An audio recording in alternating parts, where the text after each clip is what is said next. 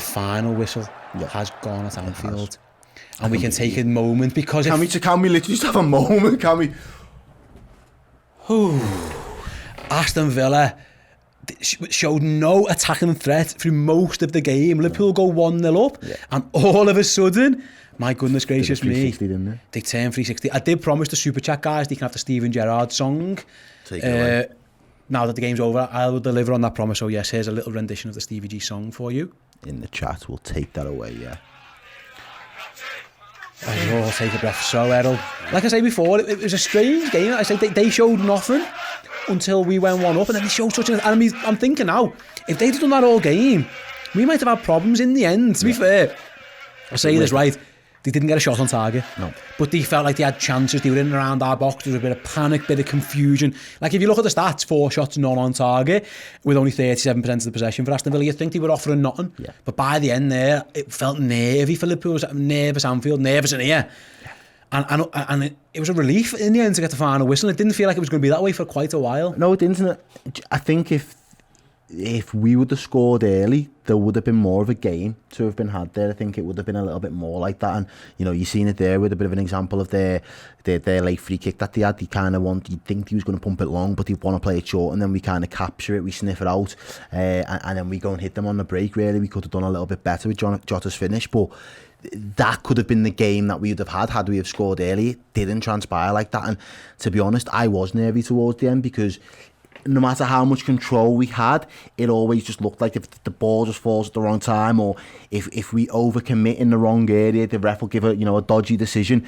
It looked as if we could easily shoot ourselves in the foot and end up with a draw. Yeah, we've seen it so far this season, like against Brentford and Brighton, and I just didn't want today to be history repeating itself. Yeah, if you look elsewhere as well, we saw that Man City get a penalty win, don't they, against Wolves. Chelsea beat Leeds 3-2 with a 94th minute penalty, and Liverpool win 1-0 with a penalty. It seems like one of those games where a bit of fatigue maybe, obviously all those teams have played in Europe in midweek, although Liverpool did make changes. It still felt maybe it's one of those that you've just got to dog out. And if you look now at the Premier League table, it's kind of as you were really. City are still top, 38 points from their 16 games. Liverpool second, 37 points from their 16 games. And Chelsea 36 points from their 16 games. Jorginho's 94th minute penalty keeps Chelsea just 1 point behind Liverpool, and then the gap to West Ham, we haven't played, obviously is a big one. It's 9 points as we stand. Let's go to the Liverpool game, and again, for those who are listening along or watching, we'll be doing your ratings after this show, and we'll be doing the player ratings as well, which is going to be fun. And then over on Redmen Plus a bit later on, we'll be doing the instant match reaction as well. So we'll deep dive into that game on the instant match reaction. It's going to be a difficult one to speak about, Errol, because it was such a weird game, and that Liverpool were dominant, but they just couldn't quite fashion that major chance. And then ultimately, I thought Tyrone Mings has an amazing game. He's so good for Aston Villa. He could even be the man of the match. Yeah. But Mo Salah dancing around him once forces him into a penalty, and that's all we needed. Yeah, and it really was. And I think it's unfortunate for him because he played so well as their linchpin in defence all afternoon. And it's him that gives away the penalty, where we ultimately punished him. But his partner for early parts of that didn't play great. Looked like he gave away 2 fouls in the box and doesn't give away any penalties in the end either. So it was just bad decisions there. And I think, had we got the pens early, maybe the ref doesn't give that one for Salah, or is that the most nailed on one out of the 4 that we possibly had?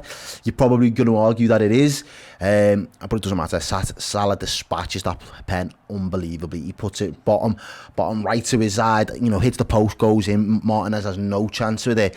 It just felt for me that we didn't have that ruthless Liverpool didn't turn up today. Now, I don't want to speculate that was because the guy sitting in the other dugout was Ste and Errol. I don't think that would have been the case.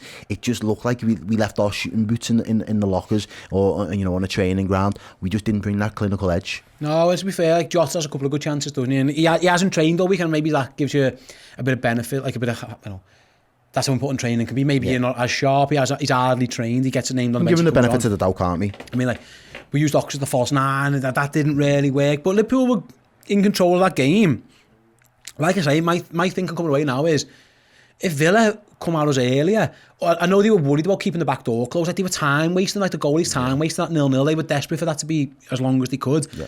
They caused us problems. Like they nearly left us with the bloody nose. I think if we don't score when we do, 5 more minutes, and then that becomes their tactic anyway. Try and nick a win. To try and nick a win. Yeah, 100%. I think that becomes their tactic anyway. Just try and switch it up, change the momentum, try and get the balls over the top, get them, push Liverpool back a few yards, and see if we can kind of turn the screws. The fact that we scored, it just meant that, the impetus was on. It has to be now. We have to draw for that card now.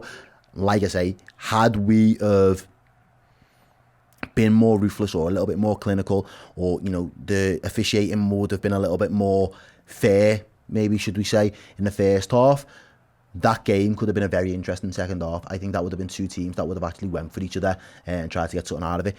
Does that mean that Villa would have been a little bit more exposed at the back? Yes, but at times he was anyway, and Tyrone Mings was throwing his life on the line as if his life depended on it, and he really did a good job.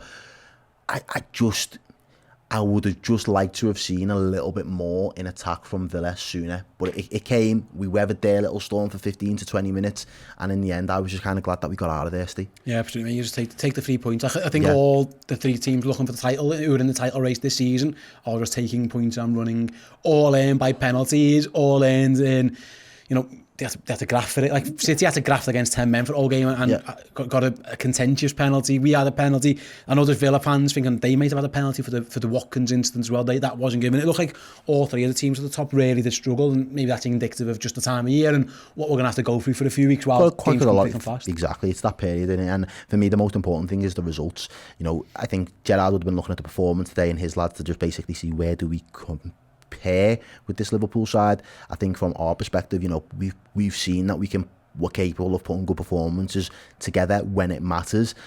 But at this moment in time, this point in the season, getting close to the halfway mark, it's just about putting points on the board and sticking in with this title chasing pack, and we're right in the middle of it. We're in the thick of it. We're breathing down City's neck. We're trying to make ground on Chelsea, which means there's pressure on them to keep up with us. We are in a prime position at the moment.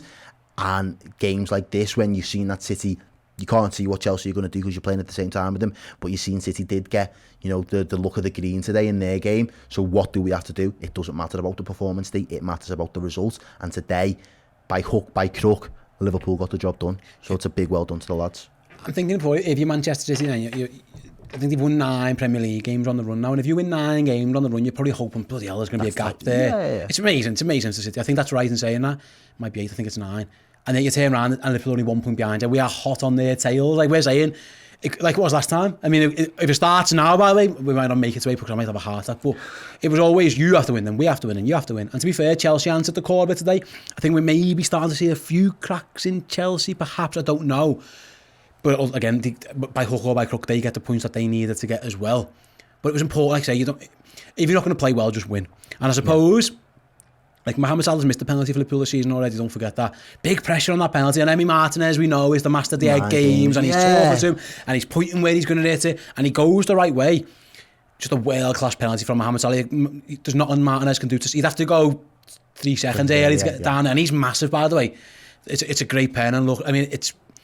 Our main man delivers 21 goals this season now, and we needed him to step up, and he did. Yeah, when you're going to call on someone, you've got your talisman for a reason, and for the last 4 seasons, Mo Salah has just taken that mantle of being Liverpool's talisman. And when those big moments come, I know we can talk about Origi being clutch in games when you bring him off on the bench and he comes up with big moments as well, but you'd be hard pressed to find another more clinical clutch striker in European world football than Mohamed Salah, because that's just what he is. He lives and breathes for those moments. I know he might have missed a penalty, but it doesn't affect him when it goes to the next one, or it doesn't affect him when he misses those chances. He skied a couple over the bar today, he did. But he just thinks, wait, I'll get the next chance and I'll make something of it. There was a few incidences where, I think that break towards the end is probably the one that sticks out in my mind, where I just think he probably takes a little bit too long to make up his mind, and then by the time he makes up his mind, he makes the wrong decision. Yeah. But it can all be forgiven because we've won, and we don't have to nitpick those moments. But in the big moment, which was the penalty, not only does he win it for us with his intensity and his intention to drive at Ollie Watkins, at Tyrone Mings to commit him, but he wins the penalty and then he dispatches it perfectly. Yeah, he did. Like I say, that was now Liverpool's 10th clean sheet of the season in the Premier League, by the way. That in their 16 opening games. Again, Andrew Beasley tweets that out and said that they've only ever had more at 1 point in any Premier League season. That was in 05-06. We had 13 from 16 games there.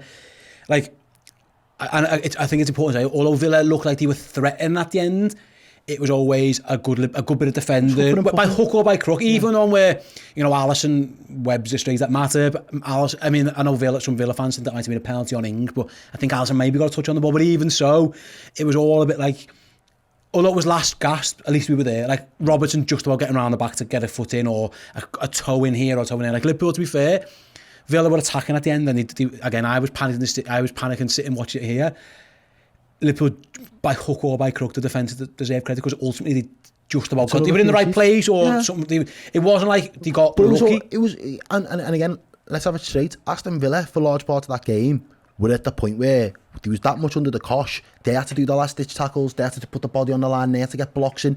And you sit there, and me and you both said, that's great defending by Tyrone Mings. That because he was good. And when you need someone to do that particular thing, that's the art of defending. You might not always be able to read the game, but it's your recovery sometimes, and it's where you can position yourself in and around that box to cut out and mitigate opportunities being created by the other team. And in the end, it was kind of role reversal, and it was Liverpool's turn to show a little bit of that. And if we didn't have that steal, if we didn't have that mentality, they could have cut us open, or those half chances, and we don't read them properly, might have got through to their players, and they might have had a bit more of an opportunity in front of goal. But as you said, by which way it worked out, we ensured that we didn't go under siege, and we didn't buckle under the pressure. And in that sense, you've got to commend the defence for doing that, because it's another clean sheet. Alisson's got another clean sheet. He didn't have a lot to do. And then usually when times like that and you call on him, he normally stands up and he's like 10 foot tall. Today he wasn't. He was human. He wasn't superhuman today. He was just human. But that was just enough.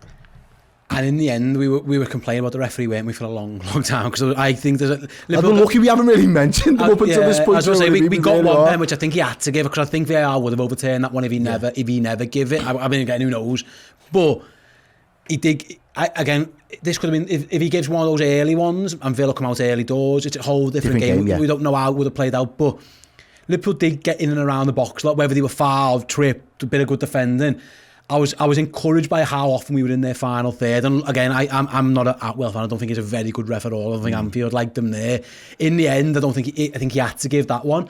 But on a different day, he could have given the first, second, or third ones. It could be three. He could give all three, and we could be sitting here on the back of another 4-0. It just so happened that, again, some good defending by Mings, some questionable refereeing calls, some good goalkeeping. I think Emi Martinez makes a couple of good saves. Well, it wasn't like Liverpool didn't create anything, was it? No, it wasn't at all. I'd never suggest that we looked toothless, because we didn't. It was just that ruthless edge that we're used to seeing. We've smashed Man U, we've smashed Everton, we've played well against Arsenal. There have been teams that we've just dispatched so far this season, and we've just had far too much for them. And it was almost in that vein, where we had the ball and the positions we was getting ourselves into was great. It was just, we didn't really cut them open. We didn't have any clear-cut chances, so to speak. And the ones where we did was when we was already 1-0 up, and you're probably thinking better decision-making or better finishing, and the game probably ends 2 or 3, and you're not really looking at the penalties because we've done far too much for you, or we've had too much for Villa by that point in time. But as it stands, we didn't put those to bed. We didn't finish our tea, and you're looking at that penalty now as probably the one call that the ref did get right in that 90 minutes. And hopefully, again, it's one of those games that when you put a season package and together, and Liverpool have hopefully won a title, it's a game that gets mentioned for 30 seconds and you forget about it, but it's a big 3 points. If you can't play well, just win, and we'll sort the rest out later. And that's what Liverpool did there. They went amazing. Listen, 2 1-0s, you still get 6 points for it. It doesn't really matter. We've been scoring goals for fun. Right now, the clean sheets as well, the amount of goals we've put on the board already, the clean sheets were what, Chelsea have just conceded another 2.